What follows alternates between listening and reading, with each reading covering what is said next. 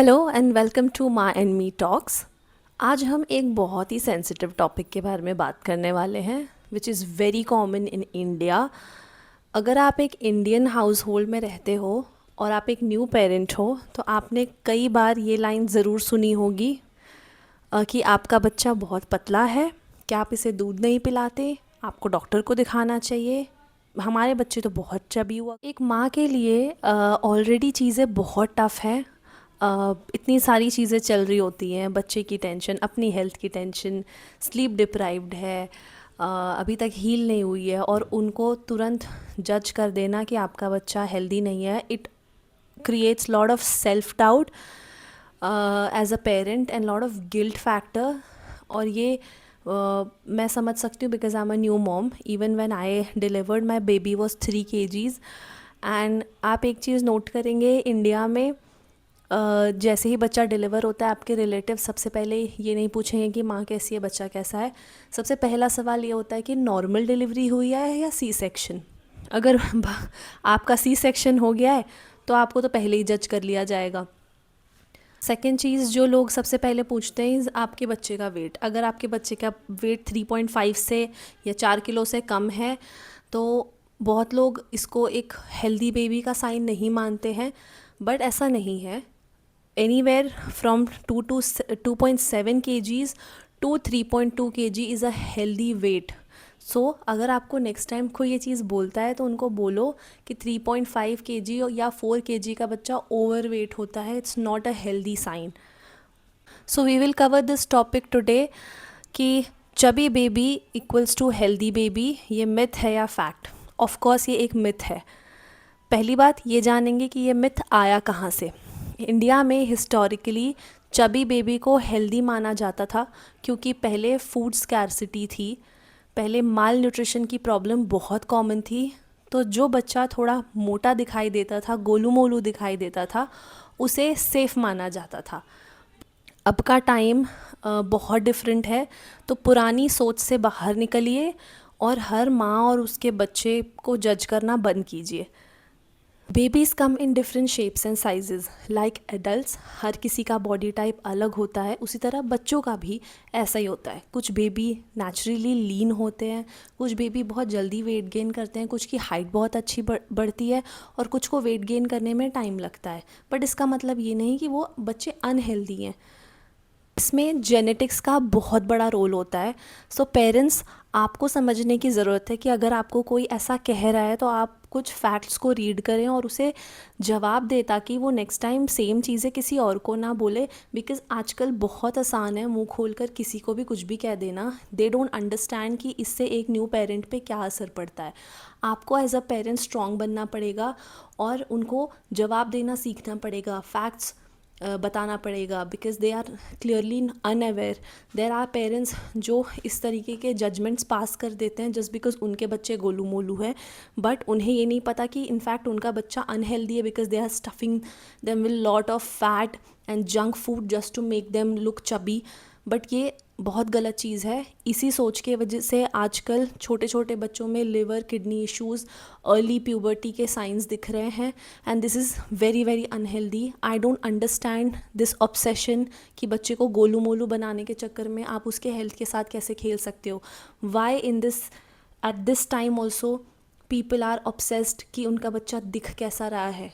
और बचपन में आपका बच्चे को आप गोलू मोलू बना भी लोगे, क्या गारंटी है कि प्यूबर्टी में आने के बाद उसका वेट वापस चला जाएगा। कुछ बच्चे अपना वेट लूज़ कर देते हैं बड़े होने के बाद, बट ये सबके साथ नहीं होता है।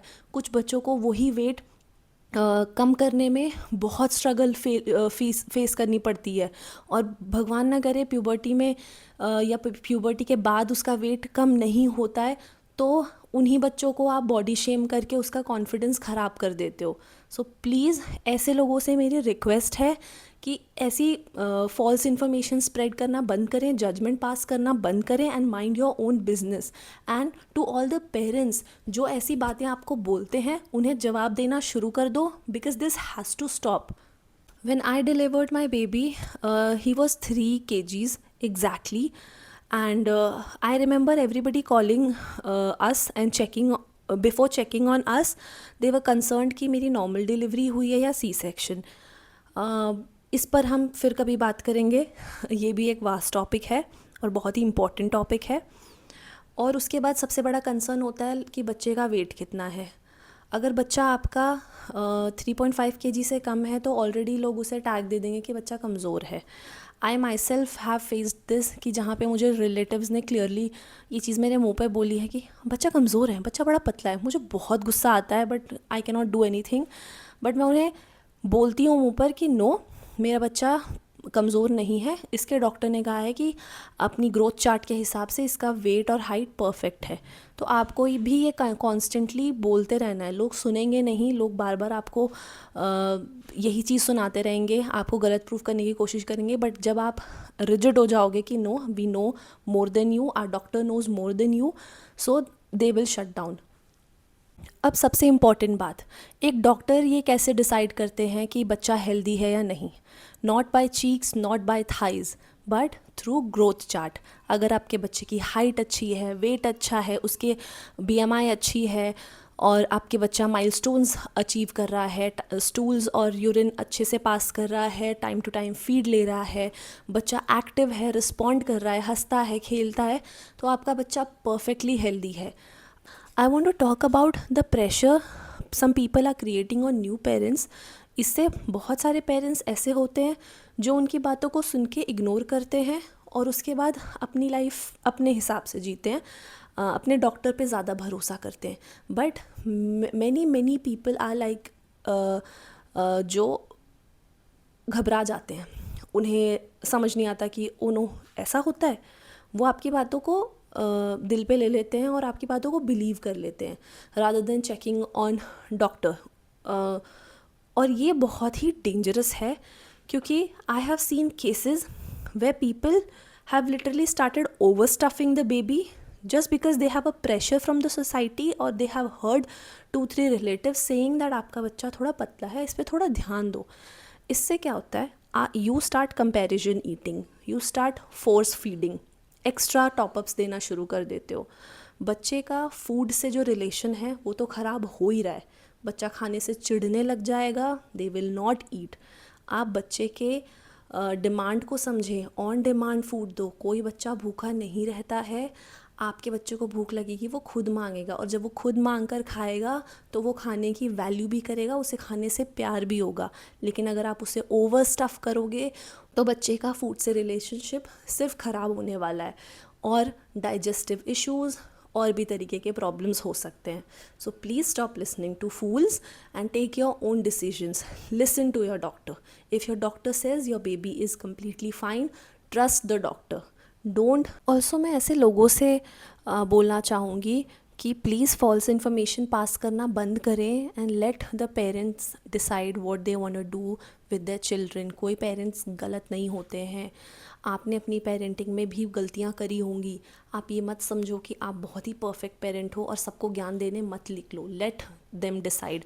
स्पेशली अब के जनरेशन के जो पेरेंट्स हैं, hats off to them, because I am a new parent, my husband is a new parent, and every new parent I am seeing around me, हमारी पेरेंटिंग स्टाइल जो है वो सबसे टफ़ है और सबसे बढ़िया है।